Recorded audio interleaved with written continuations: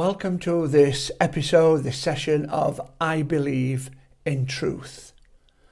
It's an episode I've called, Is It Really Genocide?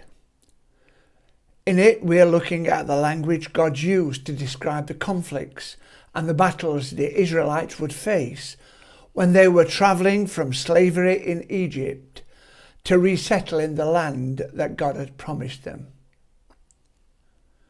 We're looking at this because the language used to describe these battles is quite graphic.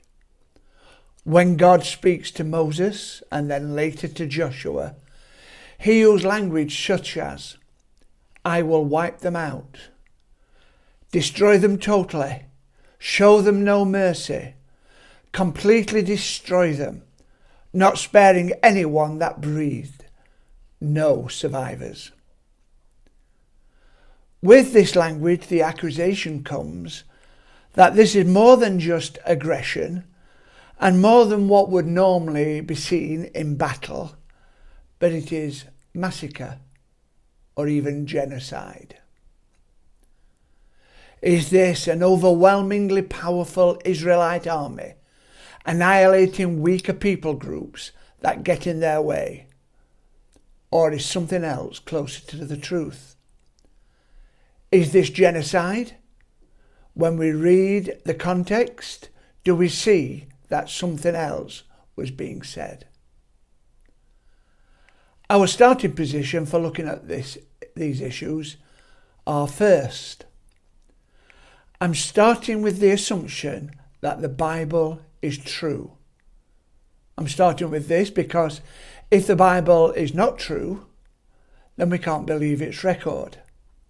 And if we can't believe what is written, then we can't believe what it says about God, about who he is, about what he did, about the record of the nations.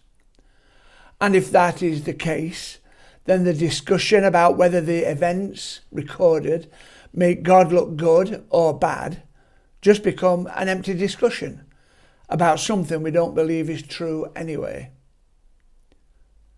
Following on from this, we recognise that our understanding is limited, but God's isn't. God never acts out of a lack of understanding in any situation, but we can only begin to understand the outworking of events from a human perspective. In the graphic on the screen, it seems as if one man is violently attacking or pushing another man to the floor. Is it anger? Is it violence? It is only as you step back that you see the bigger picture. Here we see one man saving another man from catastrophe, a catastrophe that is coming. Our perspective is limited, but God's isn't. God knows things on an eternal timescale. He knows what was in the past, what is happening now, and what will happen in the future. But we are limited in our knowledge of what has gone before. We're limited about what may happen in the future. We may extend our time scale into the past by history. We may be able to project into the future by speculation. But the most we can do is just minuscule in the context of eternity. But God knows how our actions and choices will affect our journey into an eternal future. For us to try to comprehend the mind of God becomes a futile challenge. How can we understand the mind of God apart from how he reveals himself to us? Our third starting position is to know that the nuances of language do not always translate well. The words in our language today are not always adequate, not adequate enough to convey the concepts of other and older cultures. I'm not speaking from a position of being a linguist. I'm not. But in a simplistic way, if I say my briefcase weighs a ton, does it really? If I say my football team is going to wipe the floor with yours. Is that really what I mean? In dealing with these issues, is this genocide or not, and the challenge that this brings, we're not just going to bring specific verses and phrases out of context, but we're going to walk the journey that the Israelites were on to see what it was that God was saying to them and how it was translated into the actions they took. The journey begins when the Israelites were in Egypt. They had been living in Egypt for generations, but under a later Pharaoh, they had become enslaved. It says the slave masters worked them ruthlessly, and the hard labour led to misery and suffering. It was when Moses was 80 years old that Pharaoh let the Israelites go. And Moses led the nation out of Egypt to go to the land that God had promised them. As the Israelites left Egypt, Pharaoh had a change of heart. "What have we done?" he said. "We have let the Israelites go and have lost their services." And he sent his troops after them to bring them back into slavery and bondage. But by a miracle, the Red Sea parted, the Israelites went through, and then the waters flowed back, and the Egyptian troops were drowned, and the Israelites were saved. Right at the start of their journey, we see God defending and protecting a people who were fleeing from oppression, from slavery, from bondage.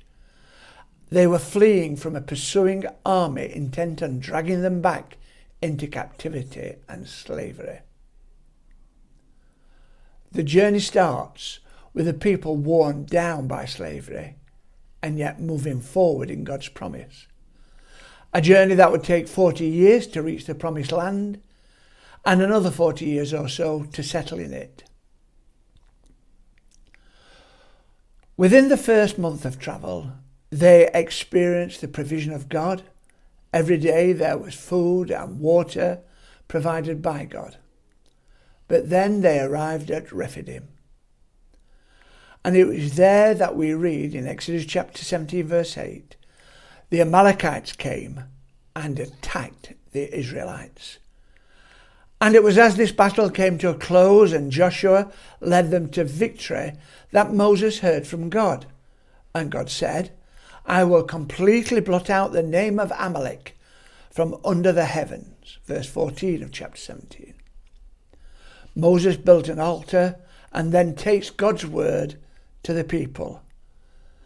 And as he speaks it, we see a change of emphasis and understanding, an interpretation of what was going to happen. He declares, "The Lord will be at war against the Amalekites from generation to generation." And it's as Moses takes this word to the people that we begin to see the tension between the declarations of victory and how it works out in practice. It is the tension between the work that is accomplished in battle and the work of ongoing generations. We will come back to this tension later. This tension keeps recurring. But again, we need to note that Israel wasn't the aggressor in this situation, but they were defending themselves from an attack against them. This wasn't a one-off attack by the Amalekites. A year later, we read in Numbers 14 verse 45, "Then the Amalekites and the Canaanites who lived in that hill country came down and attacked them and beat them down all the way to Homer." 200 years later, we read that the Amalekites were still forming alliances to attack Israel. Judges chapter 3. Getting the Ammonites and Amalekites to join them, Eglon came and attacked Israel. And Judges chapter 6. Whenever the Israelites planted their crops, the Midianites, Amalekites, and other eastern peoples invaded the country. The Israelites continued their journey, and after about a year they came to Mount Sinai. There they received the 10 Commandments and other aspects of the law, other instructions. And after their stay, God speaks to them again, and again in graphic language. Exodus chapter 3 verse 20. My angel will go ahead of you and bring you into the land of the Amalekites, Hittites, Perizzites, Canaanites, Hivites and Jebusites, and I will wipe them out. If we stop there, if you thought that those words as they stand were what God was going to do, it would be a terrible judgment. But as God continues speaking, we begin to see what wiping them out means in practice and in the reality of their lives. God is making an agreement with them of what he will do and what he expects that they should do. So he says first what he expects of them. Verse 24. Do not bow down before their gods or worship them or follow their practices. You must demolish them and break their sacred stones to pieces. Worship the Lord your God, and his blessing will be on your food and water. God then restates what he will do, verse 28. I will drive the Hivites, Canaanites and Hittites out of your way. Little by little I will drive them out before you. I will establish your borders. But then he reminds them of the part they play. Do not make a covenant with them or with their gods. Do not let them live in your land, or they will cause you to sin against me, because the worship of their gods will certainly be a snare to you. And again we see this tension between I will wipe them out and what it means in practice. God says, I will drive them out of your way. Little by little I will drive them out before you. But you must not bow down before their gods. Do not make a covenant with them. Wherever they go in their journey forward, they are not to become entangled in the systems of life they will encounter. It is to do with the abolishing and removing systems and practices of idol worship, and to keep to the forefront the worship of God. Before they leave Sinai, they begin to prepare everything for building the tabernacle and for what's going to go in the tabernacle. And God speaks to them again about the way ahead. And we read this in Exodus chapter 34, verse 11. Obey what I command you today. I will drive out before you the Amalekites, Canaanites, Hivites, Hittites, Perizzites and Jebusites. But again, as God continues to speak, we begin to see what the reality of driving them out means in practice. Let me read Exodus chapter 34, verse 12 onwards. Be careful not to make a treaty with those who live in the land where you are going, or they will be a snare among you. Break down their altars, smash the sacred stones, and cut down their Asherah poles. Do not worship any other god, for the Lord, whose name is jealous, is a jealous God. Be careful not to make a treaty with those who live in the land, for when they prostitute themselves to their gods and sacrifice to them, they will invite you, and you will eat their sacrifices. And when you choose some of their daughters as wives for your sons, and those daughters prostitute themselves to their gods, they will lead your sons to do the same. Again, victory on the journey into the promised land is framed in terms of keeping true to God and separate from everything that would turn them away from their worship of him. They leave Sinai with God's promise that he will make a way forward for them, but they must remain true and faithful to him. After 40 years of travelling through the desert, and just before arriving at the river Jordan, ready to go across into the promised land, they faced 3 confrontations. Of course, after 40 years, a new generation was growing up. They didn't know what it was like to live in Egypt. All they had known was the desert. And now they would be faced with how to respond when the way ahead brought conflict. In the first confrontation at Kadesh, Numbers chapter 20, Moses sent a message to the king of Edom saying, "Please let us pass through your country." The king replied, "You may not pass through here. If you try, we will march out and attack you with the sword." After trying again and again being refused, it says, Israel turned away from them. They went a different route. Israel didn't seek confrontation, but sought a non-aggressive way forward. Then they were faced with the second confrontation, and this was at Atharim, Numbers chapter 21. When they approached Atharim, the Canaanite king of Arad heard that they were coming. He attacked them and captured some of them. Israel prayed for victory, won the battle, and razed the cities to the ground. Here, Israel again was the non-aggressor, but were responding to an attack against them. Then we read of the third confrontation. This was at Jahaz. The Israelites sent messengers to Sihon, king of the Amalekites, saying, "Let us pass through your country. We will not turn aside into any field or vineyard or drink water from any well. We will travel along the king's highway until we have passed through your territory." But the king got together his entire army and fought Israel at Jahaz. Israel won the battle and took over the land. But again we see Israel responded to an attack against them, even though they had sought a peaceful way forward. In each of these three confrontations, Israel didn't seek confrontation, but a peaceful way ahead. They responded only when attacked. I would suggest that these are typical of many other battles. As the people of Israel walked through the desert to complete the journey to the promised land, there was no overwhelming genocide, but a response to each and every challenge they faced. As they approached the end of their journey to the promised land, Moses speaks to the nation again.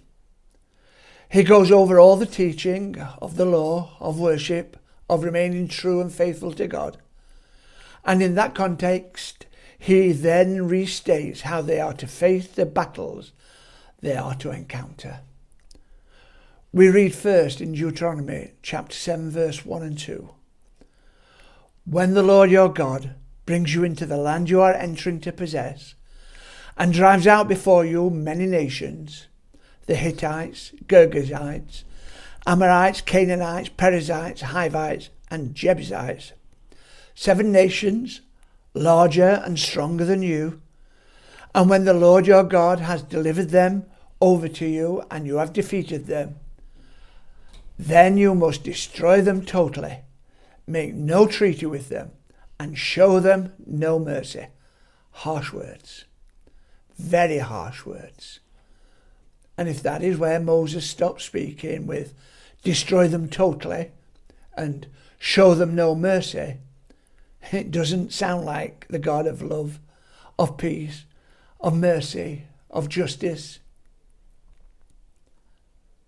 But as we read on from verse 3 to 5, Moses explains again what this actually means in practice. Verse 3, "Do not intermarry with them. Do not give your daughters to their sons or take their daughters for your wives, for your sons, for they will turn your children away from following me to serve other gods. And the Lord's anger will burn against you and will quickly destroy you." Verse 5, "This is what you are to do to them. Break down their altars, smash their sacred stones, cut down their Asherah poles, and burn their idols in the fire. For you are a people holy to the Lord your God. The Lord your God has chosen you out of all the peoples on the earth to be his people, his treasured possession." As you move forward into God's promise, don't embrace the ways, lifestyles and practices of those you encounter. Don't enter into relationships that will turn you away from God. Remove out of your life all that will take your eyes from God. Moses continues with teaching about the law, worship, and faithfulness to God. But then again he talks about battles ahead. And in Deuteronomy chapter 20 we read this, and I've just extracted a few verses. When you go to war against your enemies and see horses and chariots and an army greater than yours, do not be afraid of them, because the Lord your God who brought you up out of Egypt will be with you. When you march up and attack a city, make its people an offer of peace. If they refuse to make peace and they engage you in battle, lay siege to that city. However, and Moses is referring to the Hittites, Amalekites, Canaanites, Perizzites, Hivites and Jebusites, do not leave alive anything that breathes. Completely destroy them. But again, he explained what that means in practice. That if they embrace the lifestyles, the ways, and the practices of those they will encounter, this is what the outcome will be. Verse 18. Otherwise, they will teach you to follow all the detestable things they do in worshipping their gods, and you will sin against the Lord your God. And we know that what he was referring to were things such as child sacrifice and prostitution. This brings to an end God speaking through Moses. And now the nation, they are preparing to enter the promised land. They are now ready to begin settling in the land. At the beginning of the book of Joshua, Joshua takes the leadership of the nation after Moses has died. Joshua gives some great words of encouragement as they prepare for the journey ahead, going into battle and to settle into the land. Be strong and very courageous. Do not be afraid. Do not be discouraged. For the Lord your God will be with you wherever you go. Although the principles already established are carried forward, the emphasis of Joshua's account changes. In the book of Joshua, dozens of battles are recorded. Most only take a verse or two. But the first two battles take over a third of the book. It became more than just a record of the battles that they encountered, but it was a challenge to living the life that God had prepared for them. In the build-up and preparation for the first city that they would encounter, the fortified city of Jericho, Joshua goes into great details about how they are to prepare for the way ahead. Joshua sends 2 spies over the Jordan to reconnoiter the fortified city. Then the priests carrying the Ark of the Covenant lead the way down to the river Jordan. As they step in, the river stops flowing and everybody crosses. And after they cross, they arrive at Gilgal. At Gilgal, 3 things happen. They set up an altar to remember all that God had done. Then all the men under 40, those who had been born in the desert, they were circumcised. Not really what I would think as a preparation for battle, but that's what they did. They then celebrated Passover together and remembered that it was God who had delivered them out of Egypt. They then moved forward and they got closer to Jericho. And on that journey, Joshua encountered a man, an angel, a manifestation of God himself. And Joshua, not really understanding who or what he was seeing, he asked this question: are you for us or for our enemies? And this man replies, neither. But as commander of the army of the Lord, I have now come. Take off your sandals, for the place where you are standing is holy. and Joshua did so. The real question wasn't Joshua asking, "Are you on my side?" but for him to be able to ask himself, "Am I on God's side?" And then finally we come to Jericho. For 6 days the priests walked round Jericho carrying the Ark of the Covenant, representing the presence of God. They were sounding the trumpets, the guard was going with them. And it was only then, on the 7th day, after they had walked round the city 7 times, that the walls collapse and the army go into the city. The battle happens, the city is taken, but then we read something unexpected. In the middle of the battle, the Canaanite woman Rahab, the woman who had helped the spies and who had trusted in God, she was saved with all her family. Rahab is remembered centuries later in the New Testament as a woman who put her trust and faith in God. Although the battle itself was terrible, the focus isn't on the ferocity of the battle, it isn't on genocide. Its focus has become that there is salvation and safety for those who believe, whatever your circumstances or background. They then move on from Jericho, and the focus goes to the next city, Ai. But in the battle for Ai, the Israelites are defeated. In this battle we learn that a man called Achan, an Israelite soldier, he had turned away from God and his actions led to their defeat. He had plundered gold and silver and beautiful robes. He was given the death sentence, but then victory was won. But note what Joshua is recording in these 2 battles.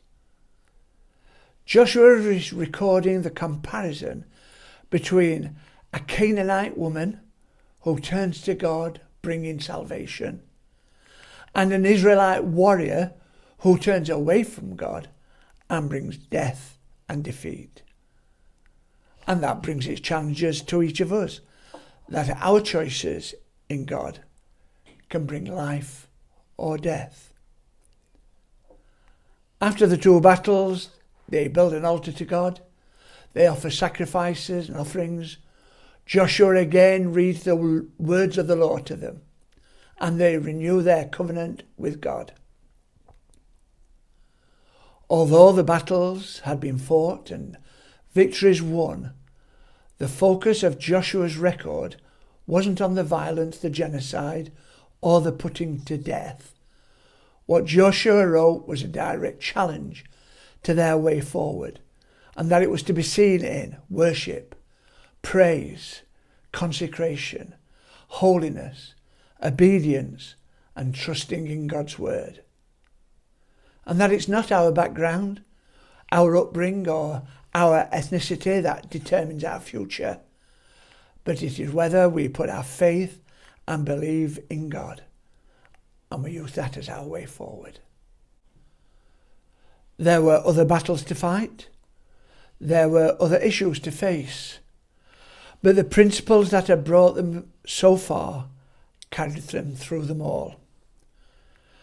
Battles were hard, but even in the harshness of the fight, and as they continued to move forward into God's promises, they were to keep true to their covenant relationship with God, and they were to remove from their lives the practices and relationships that would take their eyes from God. Does this answer all the questions? No. Was it genocide? No. Did Israel follow through on being faithful to God? Not really.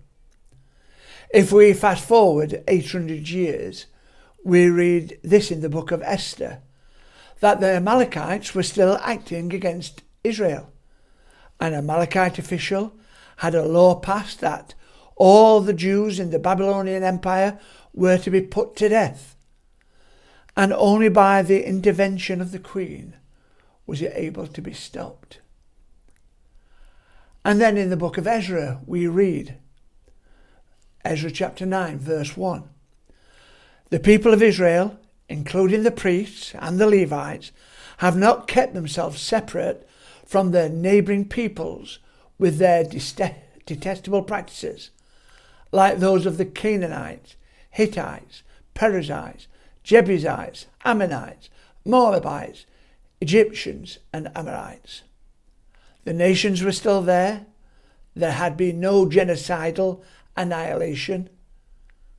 And Israel was still unfaithful, just as God said it would be like if they forgot their commitment to him. May God be with each of us as we journey forward in our life. Amen.